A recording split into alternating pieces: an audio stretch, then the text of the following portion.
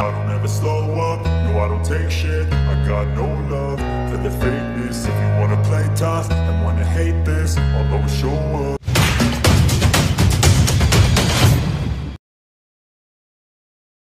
I don't ever slow up, no I don't take shit. I got no love for the fakeness. If you wanna play tough and wanna hate. Pemain timnas Indonesia, Elkan Bagot, menyebut segenap penggawa skuad Garuda kini lebih paham dengan taktik yang diinginkan pelatih Shin Tae-yong.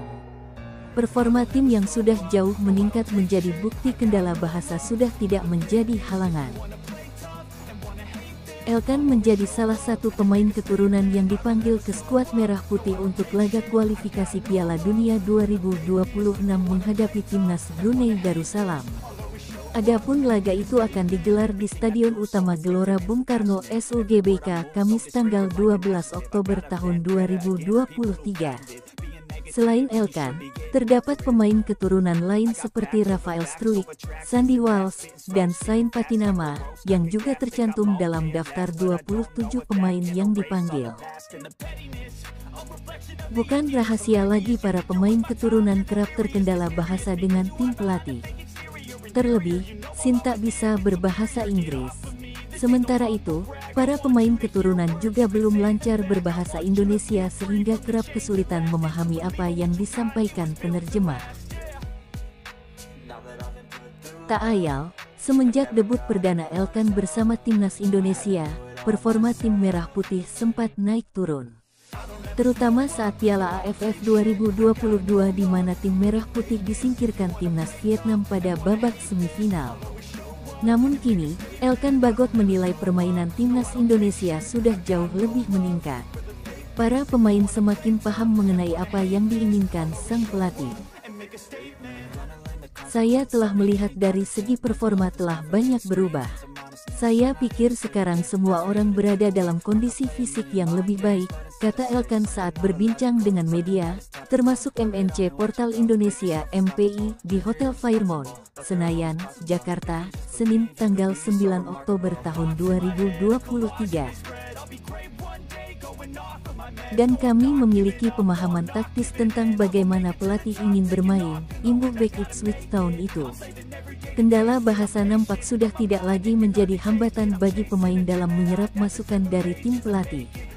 Elkan Bagot menyebut hubungan yang semakin terbentuk membuat para pemain tidak lagi kesulitan memahami instruksi.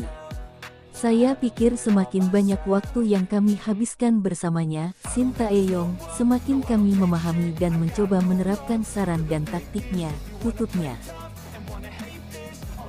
Elkan Bagot menilai timnas Indonesia saat ini berkembang sangat pesat di bawah pelatih Shin Tae-yong. Hal itu tak lepas dari kondisi pemain yang kian memahami taktik pelatih asal Korea Selatan tersebut. Elkan yang mencatatkan debut timnas senior di era awal kepemimpinan Shin saat melawan Afghanistan pada laga uji coba tanggal 16 November tahun 2021. Menilai sejak debutnya permainan timnas saat ini telah jauh berkembang di bawah pelatih asal Korea Selatan tersebut. Saya melihat dari segi performa telah banyak berubah, kata Elkan saat ditemui di Jakarta, Senin saat ia debut.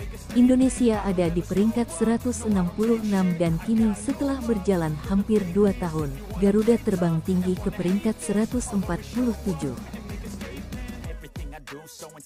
Elkan yang kini telah mengoleksi 16 caps bersama timnas senior dan 4 caps bersama timnas kelompok umur mengatakan progres positif itu tidak lepas dari ia dan rekan-rekannya yang semakin lama memahami taktik yang diberikan oleh pelatih 52 tahun tersebut. Saya pikir sekarang semua orang berada dalam kondisi fisik yang lebih baik. Dan kami memiliki pemahaman taktis tentang bagaimana pelatih ingin bermain, kata bek bertinggi 1,94 meter tersebut. Saya pikir semakin banyak waktu yang kami habiskan bersamanya, semakin kami memahami dan mencoba menggunakan saran dan taktiknya, lanjutnya. Sejak ditunjuk sebagai pelatih Indonesia Januari tahun 2020, meski belum mempersembahkan trofi, Shin telah menggoreskan tinta manis di kanvas hati masyarakat Indonesia.